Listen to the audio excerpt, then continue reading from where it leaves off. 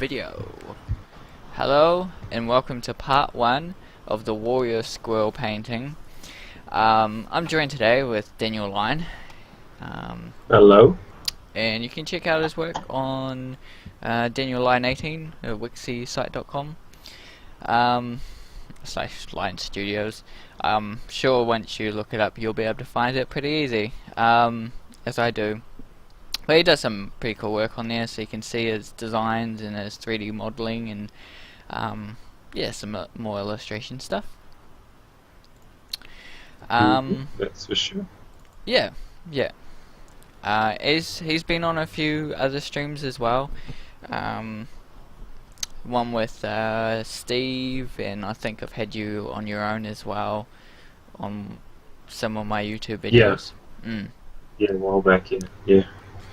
So yeah, it's pretty cool. It's nice to have you back again. I and quite enjoy catching up with old buddies on these streams sometimes.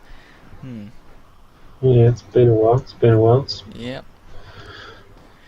And Ooh, I like. Yeah, no, you go ahead. you might notice that I haven't done much YouTube in a while. I've been quite busy, and this will be a piece that I'm working on, and I've just kind of finished it, so you guys can look out for part 2 when it comes out. And yeah, this is me starting it out. I kind of drew a little thumbnail and I sized it up to A4, and then I got reference and kind of referenced it out a little bit more. And yeah, I was always going for, I was drawing a Tuatara, but not exactly. It's not exactly a Tuatara. It's a creature that's really similar but isn't quite there. You're not worrying about accuracy. Basically, I wanted to give it that more fantasy feel rather than a full, realistic Tuatara kind of a look. I wanted something more fun for kids, where if I had gone and made it look more realistic, per se, I don't think it would have been as appealing. But yeah, this came from the course I was doing from Bobby Chio, and it was just to jot down ideas. You jot down ideas, and this was one of the ideas that I didn't quite get to paint yet, so I decided, might as well keep painting it, and yeah, that's how I got to it. And I talk a little bit about it in another YouTube video where I do the 3-tone studies. Have you ever done 3-tone studies?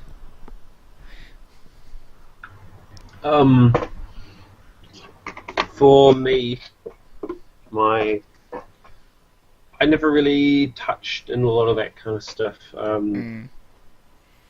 Because you remember our colour theory class. Yeah. I think that and the colour theory class I did after that, once I repeated my first year, was to the extent of colours and or tones. Believe it or not, I didn't actually do art in school. I did it up to about my first 2 years, and then for some dumb reason I didn't do it. I skipped over it, and yeah, I had a year or so where I didn't do any arts or musics, so I missed a lot of that, which is probably why when a lot of you guys, especially at school back in the day, when you'd talk about your design, your artsy-fartsy stuffs, a lot of it would actually go right over my head, because I can do some of it, I can do a lot of it, but I don't have the lingo, per se. Yeah, that's fair enough. I started out in school and I didn't really know what I was doing. I think I didn't really do art, my second year of school. I didn't really know what I was doing that year. I think I still kind of drew on the side for fun. I didn't really take it seriously. But then I got into watching these shows like Family Guy enjoying just watching cartoons Oh and yeah, things like that. You know, adult teen cartoons that were quite comedy and like claymations, like Robot Chicken and things. Anything oh funny yeah, like that. I definitely. just got really took by that kind of thing. So I decided that I wanted to be, you know, the thing in those days was you can't really get a job in art. You kind of have to do animation to get anywhere these days. And, you know, I was a bit naive and I was like, oh, I'd try and into animation and I'll get a job out of animation, animating some series or something. Um, I didn't really know what that involved in per se. Not that I do now. But yeah, now I've tracked away from that. You've done a bit of animation yourself, eh? Which has been pretty cool to see. Um, Hmm. yeah. I need to get back into it, but Hmm. I graduated with a animation. So basically, I majored in Hmm. 3D modeling and animation. Yeah. I definitely would actually disagree a little bit with the animation over art aspect. I Yeah. think Yeah. it's not so much the art class. I think it's art and design in general, Yeah. because animation, especially on YouTube, is a absolutely grueling job. Yeah. Yeah. Absolutely grueling. It takes years upon years upon years upon years, Hmm. as you are probably no doubt aware and prepared to slog through to actually really get anywhere. Yeah. Yeah. It makes it unpleasant if it's your sole and entire purpose in life to just do this one thing, like just YouTube animation. Yeah. Don't think you can really do anymore. Not anymore. YouTube is not reliable as a source of income like it once was. No. It it kind of, I feel it's never has been, but people do use it as, oh, I'm gonna be on YouTube and I'm gonna make millions of money just making YouTube videos. It doesn't always work like that. I mean, it has worked for some people, you know, um, and then they complain about YouTube and their whole making money business thing. Um, Yeah. but yeah, you can't really. I've heard things about it. You know, you can't really rely YouTube as being your business plan. Um, and that's what I've heard, and I kind of, you know, I've had that feeling where I'm like, oh, I want to be famous on YouTube and make heaps of money. Um, but that kind of not the way to go about it, because if you try Not it that anymore. way, it's going to go the opposite way. You're not going to get anywhere, I feel, and you'll just be making videos and they'll be going anywhere. Well, I was hoping these videos are slowly, you know, growing. I'm getting to talk Oh yeah, to of course that will. I'm getting to talk to amazing artists out there, and you know, I wouldn't have got to the chance to meet them if I hadn't been doing this. You know, hadn't been trying to find artists to talk to and things like that. So yeah, here I'm playing a bit more with tone, and so yeah, that's mostly my process these days. Is start out with a simple idea, 3-tone that just takes me like 5-10 minutes to do, or something like that, just to work Mm. out the bare bones of it, and then on top I do the tone, and then now I'm resisting going to color very quickly, because usually I go to color quite quickly and then I'm fixing all my mistakes in color, and I feel, I don't know if that would save me time, but it's, yeah, it's just a different process, and I feel this process worked quite well. Yeah, but yeah, like I wasn't saying before that, you know, it is, you know, animation is way better than illustration or anything like that. Of course not. It's whatever, you know, whatever your goals are, I think is important. Um, because in the end, you'll find a job for it in some way or form. Um, Yeah. Yeah, no, I definitely agree. And looking at what you're doing with your tone, you're definitely. I think this is where you proves you show how much more of a artist you are versus a designer. And I know there Yeah. are going to be a metric ton of people who are going to hear that comment and think, "What's the difference?" That is another story for another time. We are not going to get into on here. Yeah, yeah.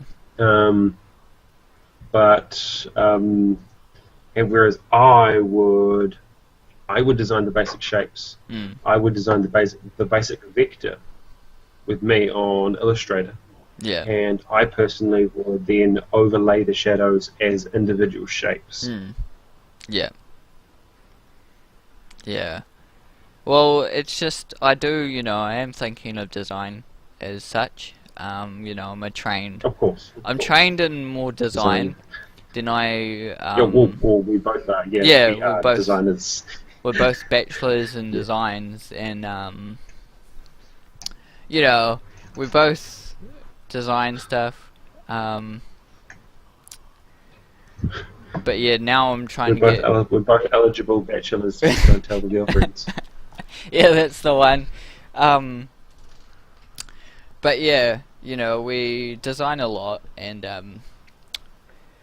I've talked with some artists, and it's like sometimes I feel like I'm the opposite way. I've gone from design to illustration, and per se, I know that's kind of into the art world Same more thing. more like it.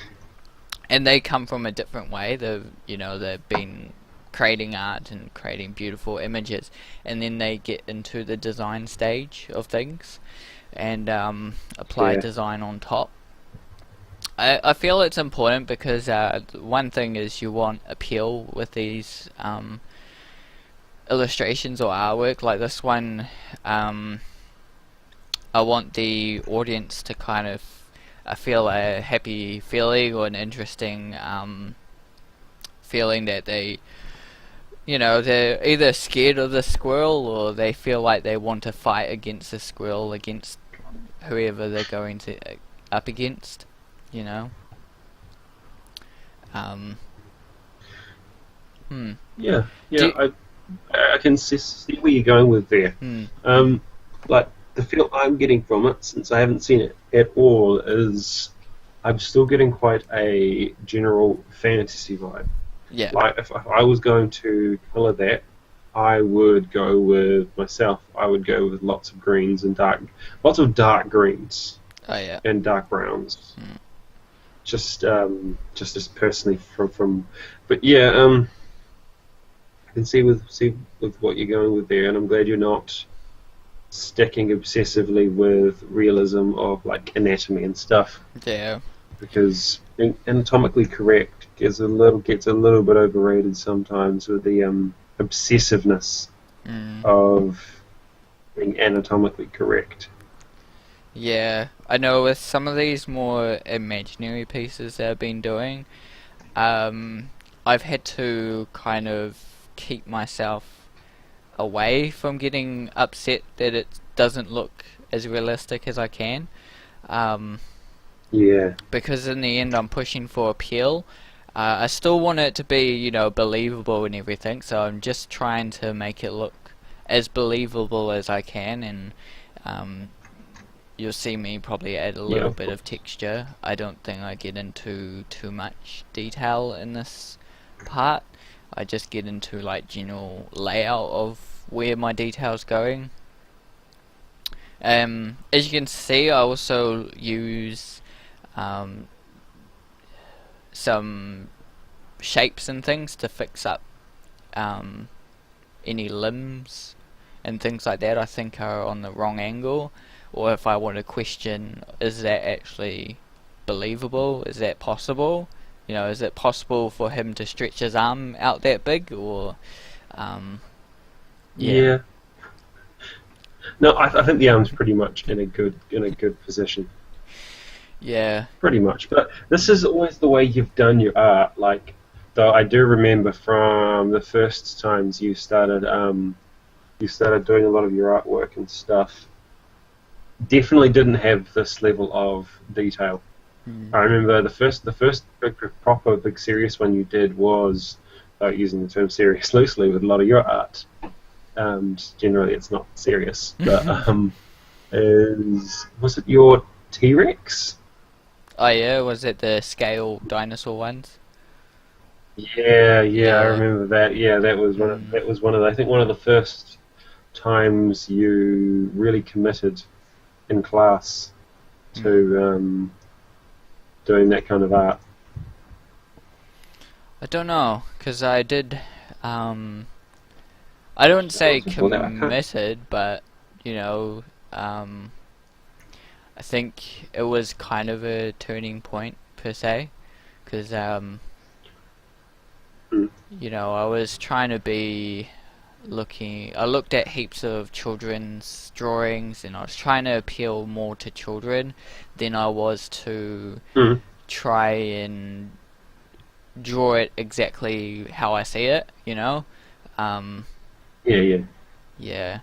I really feel though, I've been learning a lot, you know, after, you know, course finishes, which I find quite funny. Sometimes I feel like I learn more at home than I do studying. Um, Oh my gosh, I know that feeling, man. I know that feeling. yeah, it's. It just, yeah. I mean, I can't tell if it's You just true, but you know.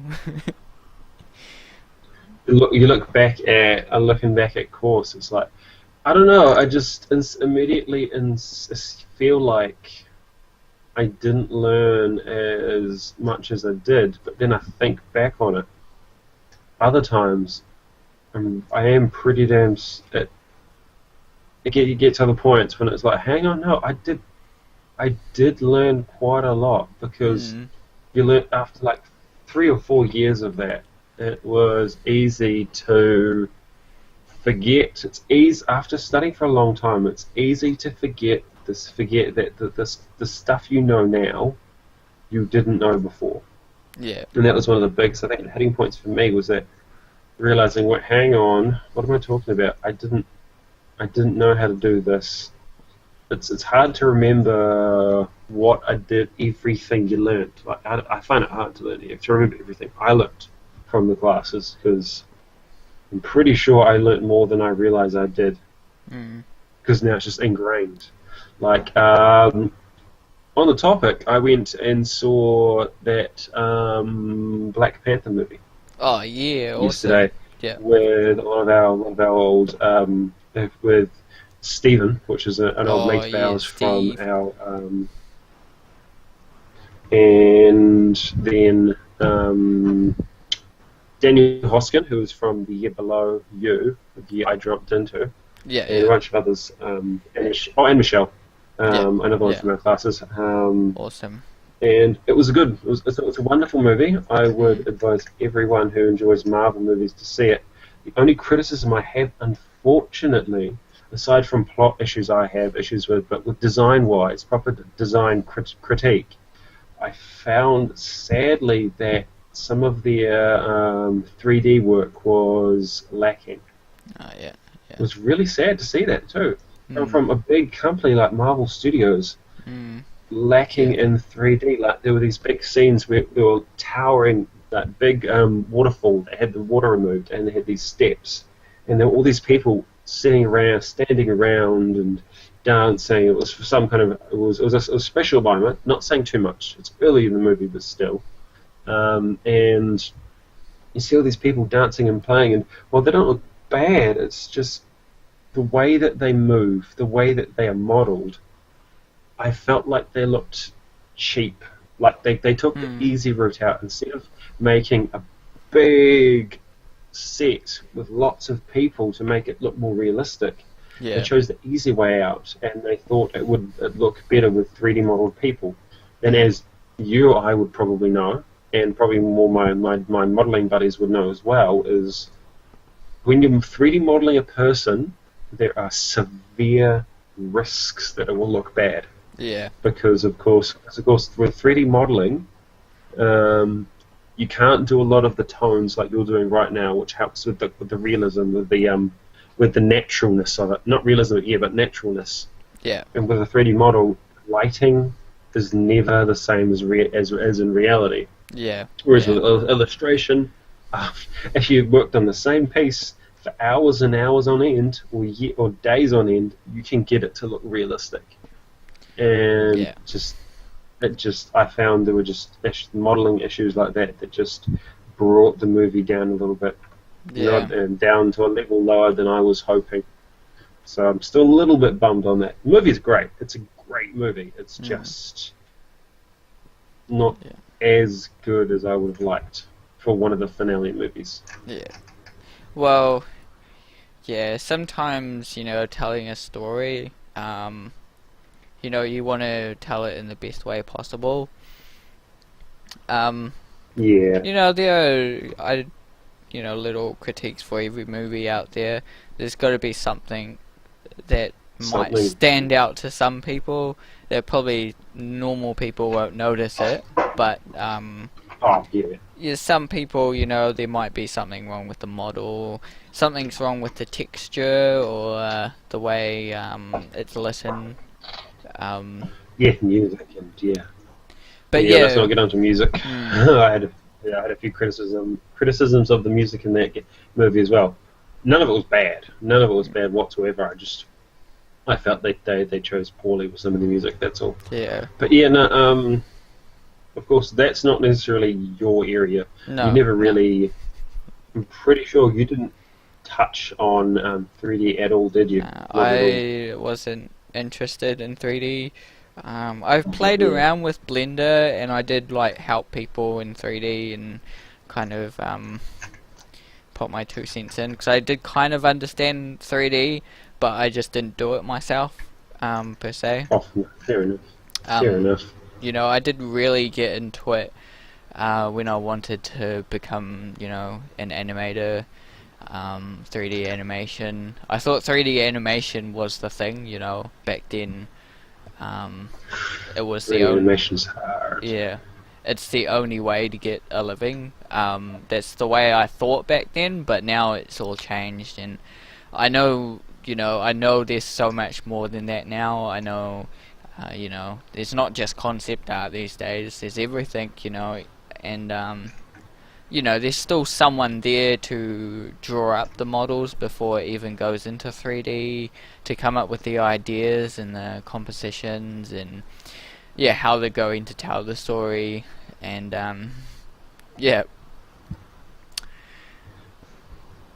so I've heard a bit about time management and things, and things like that on the internet. Everything about people complaining about they don't have enough hours during the day to get things done. People saying, "Oh, I've got 20 jobs to do, but I haven't got the time to do them all. What do I do?" All those kind of things, and it's everyone has a different approach to it. I think of how to get things done, how to kind of do what's more important to you and do what's actually important. Do those things. And I suppose they had to do that in that movie you're talking about, as they had to consider, is it worth spending another lots and lots of hours on another really minor, really rather minor issues to make it look nicer. Spending another year on little minor issues, and then you're pushing the date away from it, so you got to give it another year of whether you want it to be released on that date or you want to postpone it for another year and get it perfect. Sometimes you gotta bite the bullet and just try and get it done, and just move on. I'm that type of person that just likes to get it done, and then I don't like to touch it again. Me and I know artist Bobby Cheer does the same. He kind of doesn't like to, go back to a piece and fix it up. He'd rather kind of draw it again or we'll keep moving on to another piece and another piece. That's the way it's always been. Always, when I get critiques and stuff, I'm like, okay, cool, I could change this and I could change that. Awesome. And even tutors and everything were like, during the end of the project, when I was like, oh, it was only a couple of days left or something, I was like, oh, I'm pretty much done. They'll come back and they'll be like, oh, well, you could change this and that. And then I would discuss with them like, yeah, I could, or I could just leave it and hand it in now. I was, I voted against it. I was all like, nah, I was pretty sure it looks pretty good as it is, doesn't it? And they were like, yeah, I suppose so. Just a few tweaks and edits. Sometimes I always did. wanted something. Yeah, sometimes I did, take their advice and just do a little edits and stuff. But if I was pretty much done with it and wanted to just move on to the next work or the next piece, I would just, do the little critique, finish it, done. I wouldn't spend 20 more hours on trying to get the final thing done. Otherwise you're gonna sit there forever doing one thing. Yeah, and unfortunately, that's, well, once again, our tactics and our strategies definitely divide, because as both a digital illustrator and in vector, whereas you're not vector, and 3D modeling, it's very much, very, very, very, very much a tweak style of design. Whereas like yours right there, watching you there, you've kind of got to get it right the first time, or you want to get it right the first time. Yeah. Because like the way that you're doing the scales, it's a very haven't seen anyone do it. I haven't seen how they've done it in the past, and that makes a lot of sense. Yeah. I find that I literally have to go back and tweak stuff and fiddle around with this, fiddle around with that. You can't. You just, when it comes to especially the modelling world, which is where I've got more experience, you just do spend months on a couple of models, constantly touching up the shoulder and changing it, and you have to. You absolutely have to. Yeah. Not that I mind. I love doing that. I love fiddling around with one thing and making it look better and better and better and better and better. Yeah. It's just it's one of the joys of modelling. Yeah, but sometimes I'm sure you'd agree. It's like you'd rather spend your time on finishing 20 models in a year rather than finishing that one model in that 1 year. So yeah, but that in the end it's down to detail, unfortunately, because in the modelling world it's okay.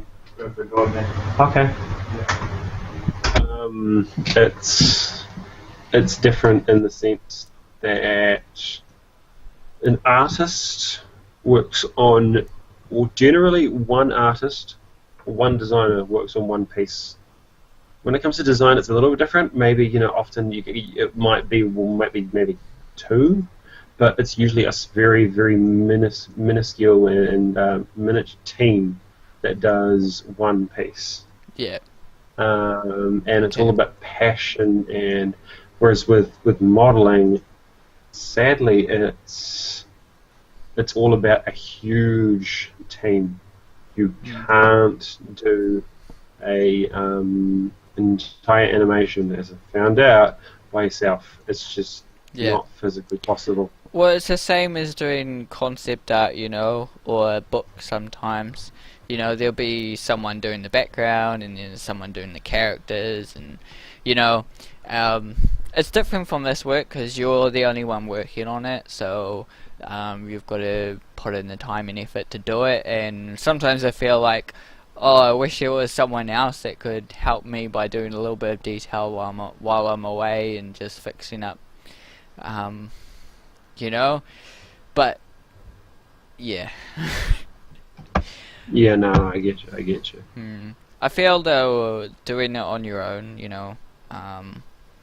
you learn a lot more, especially, but you also learn a lot with teams because you've got someone else that knows something different to you that's doing the same kind of work but can offer you advice and things. Yeah, I guess that right there is the debate between getting,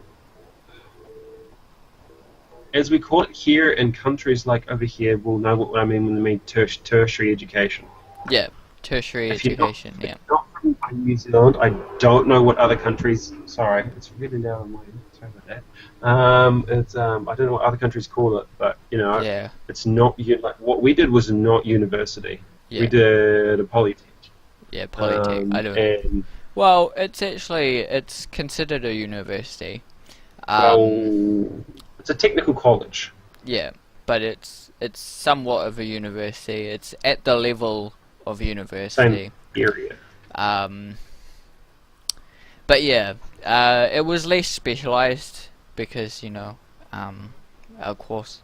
You can get courses more Yeah. specialized, like just in illustration or just in 3D modeling, for 5 years or something,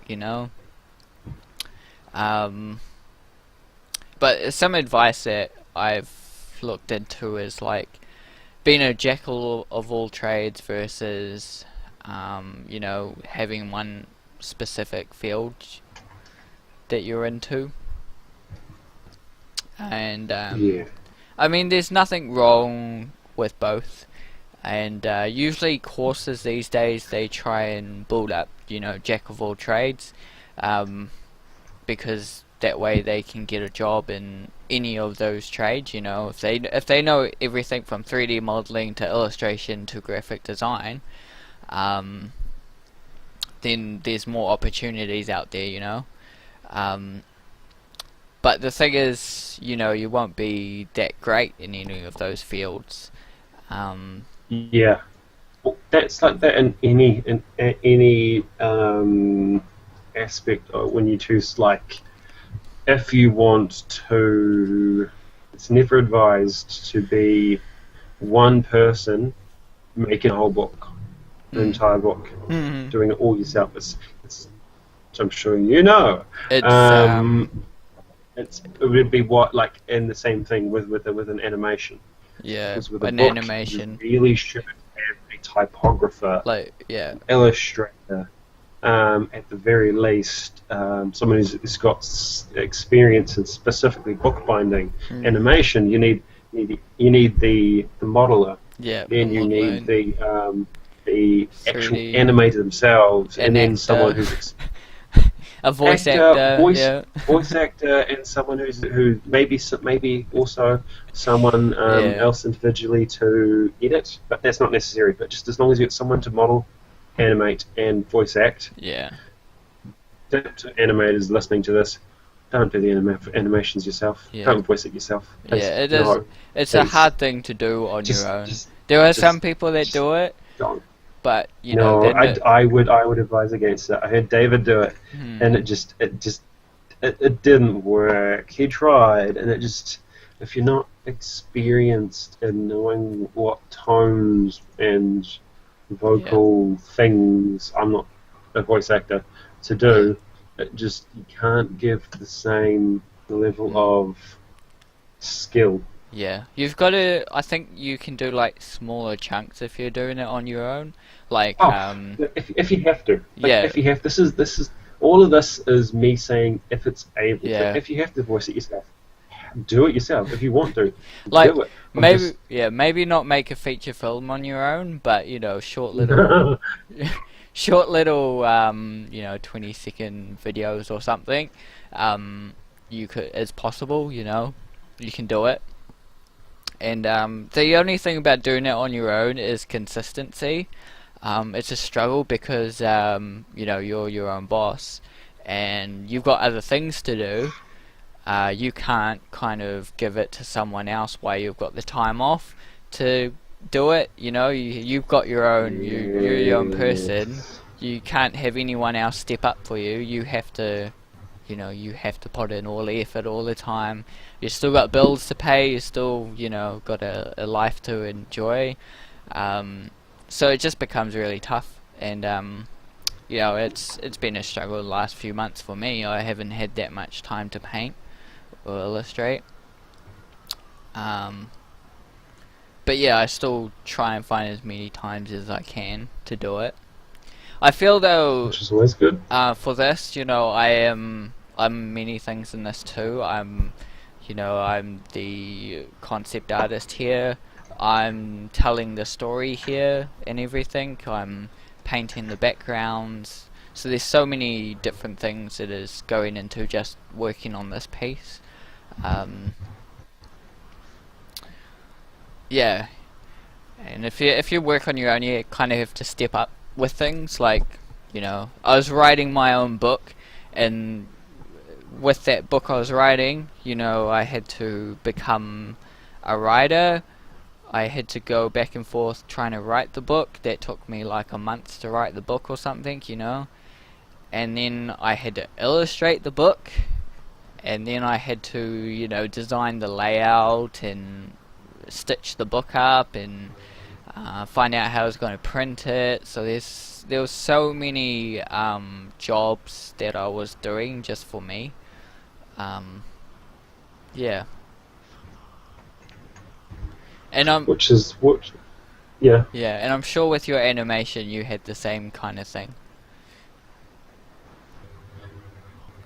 Yeah, you just like with your book, you found out the fact that you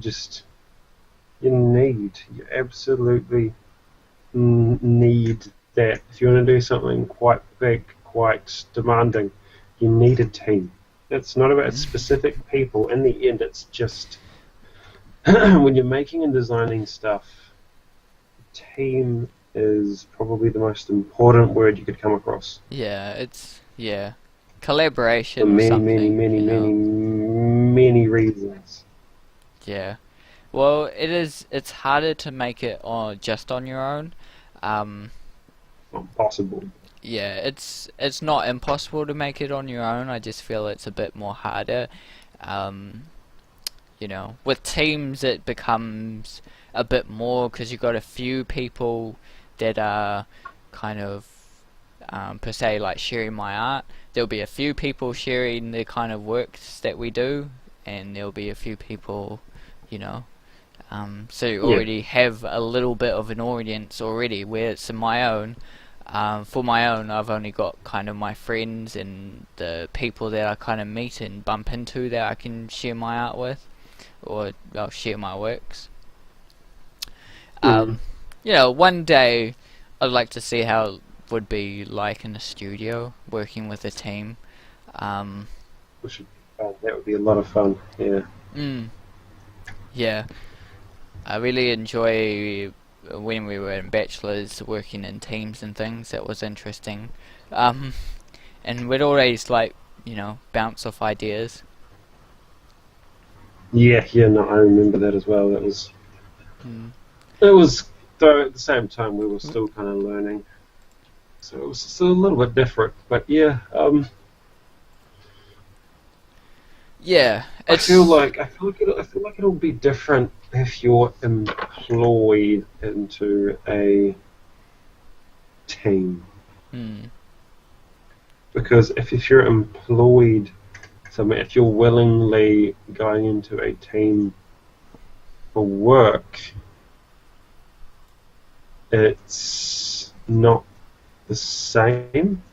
Like a lot of those pieces there, if you go back to the one with the pig people. The pig people, then home. Yeah, On home, this one. Yeah. Yeah, that one. Yeah, I'm just waiting for it to appear on there. Yeah, that one there. That was designed for where we were studying. Yeah. And I feel like that could have been so much more Obviously, I'm watching you do this over the stream, so Yeah, there'll yeah, be a yeah. little bit of weirdness. But yeah, and I just that still to this day, I feel like would have worked better had I had a team to tell me this and that and that and that. And while Mm, people loved the animation, I still feel it was a very basic and poorly planned out. And I think yeah, that's the only other big thing. The yeah, biggest word in design mm, is planning. yeah. You will You've got not it. get anywhere Yeah, without plans. yeah. You've got to plan. That's the main thing. I feel like that, you should have some sort of community or connection with other artists. Like I've got you, I've got other artists I've been talking to. Some sort of connection with someone, so that you Yeah, can bounce ideas off of them. You can show them your art and feel comfortable getting a critique from them, not just kind of, share it on a forum and everyone gives you a critique. Um, yeah, just yeah. build up some sort of network. It doesn't have to be working in a team, but something like that I feel helps a lot in learning and Just a network. yeah, Just something networky. Yeah, no, totally yeah, agree. Totally agree. keeping productive. So yeah, that's me for part one. And you'll see me go into more details. I was doing the scaling, so that's the new scaling system that I've been using. Um, which has been quite good. I've been learning some new ways to kind of paint scales, and I've been trialing it out, and then, in fur as well, looking at how fur actually works, because, yeah, I've just been going into more detail of that stuff, so it's been good. You'll see more in part two. Thanks for joining me, Daniel. No worries. No worries. No And, worries at all. yeah, thank you, and, have a good one. Goodbye. Bye.